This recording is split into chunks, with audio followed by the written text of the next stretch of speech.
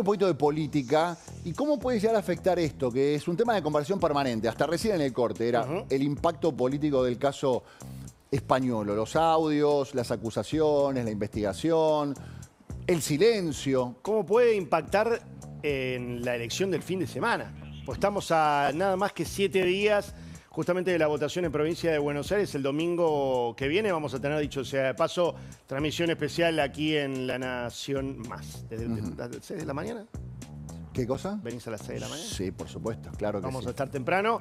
Y en función de eso, hice una recopilación para no quedarnos con una sola medición de 4 medidoras distintas. Traje algunas placas para compartirte. Esto es Subán, Córdoba. Primera pregunta, nivel de acuerdo con la siguiente frase. Sí. Karina Milei y los Menem deberían renunciar a los cargos que tienen en el gobierno y dejar que la justicia los investigue. El 65,5% está de acuerdo. Se mantiene de todas maneras, esto lo vamos a ver en distintas mediciones, un núcleo duro mileísta que dice que todo esto es un invento, es una opereta. Exacto. ¿Cree que las sospechas de corrupción sobre Karina Milei y los Menem han debilitado al gobierno libertario? 60% cree que sí. De todas maneras, y esto se ve en algunas otras encuestas que consultaba, el 82% no cambia el voto, ¿no? ¿No cambia el voto? El 82% no cambia el voto, pero puede haber una merma importante de todas maneras para el gobierno. Ok, separan a Milei de lo que puede llegar a ser esta situación de la investigación. Separan en realidad el versus que tienen habitualmente de peronismo y antiperonismo en sus votaciones. Son escindidos de lo que pasen en los escándalos de corrupción. Management and Fit. Toda la gestión del gobierno, la primera opción con 26%. Claro, la pregunta es ¿quiénes son los principales responsables de los hechos de corrupción denunciados, ¿no? Bueno, ahí tenés. El principal responsable cree que es todo el gobierno, que hay un entramado de corrupción. Karina Milei señala, por supuesto. Grupos opositores a la gestión, lo que te decía, ¿no? El 20%, de todas maneras, cree que esto puede llegar a ser un armado y otros lo atribuyen al propio Españolo, que dicho sea de paso, está siendo investigado por la justicia y podría llegar a ser denunciado esta semana por el oficialismo. Tengo otra placa más para compartir de la misma encuestadora, Management and Fit. Veracidad de los hechos, el 52,9% cree que es verdad y que hay un entramado de corrupción en la gestión, mientras que el 33% cree que esto es una jugada electoral para perjudicar a Milei. Y una más, la última. Perdón, tengo todavía una más.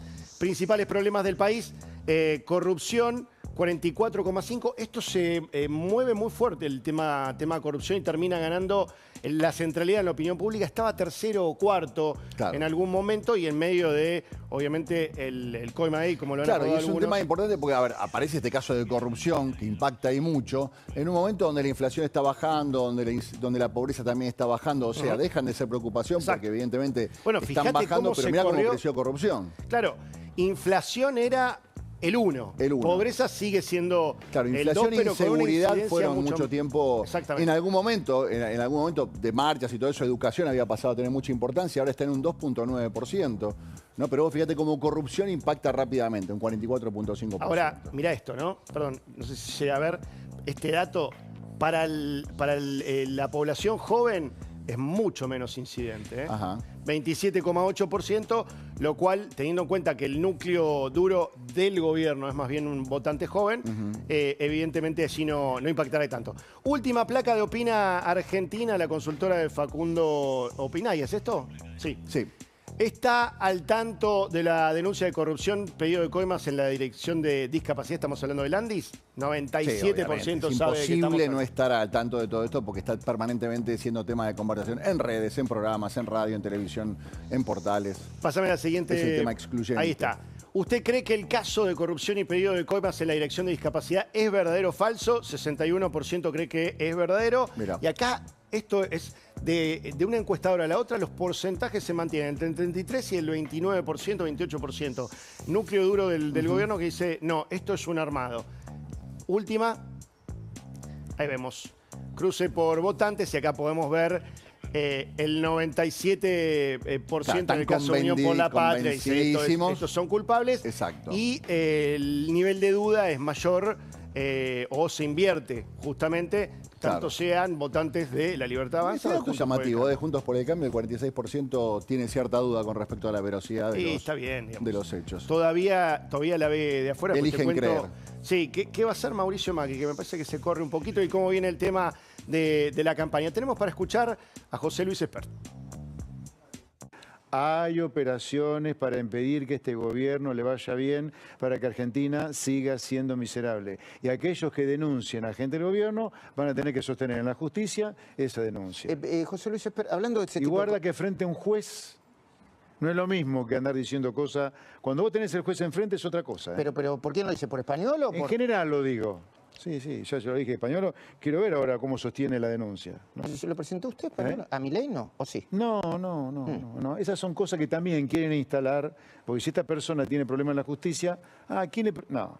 Es parte de esta operación que yo, entre comillas, le enchufé a Javier Milei español. La mentira. El que dice eso miente. Ok. Es parte de esta operación.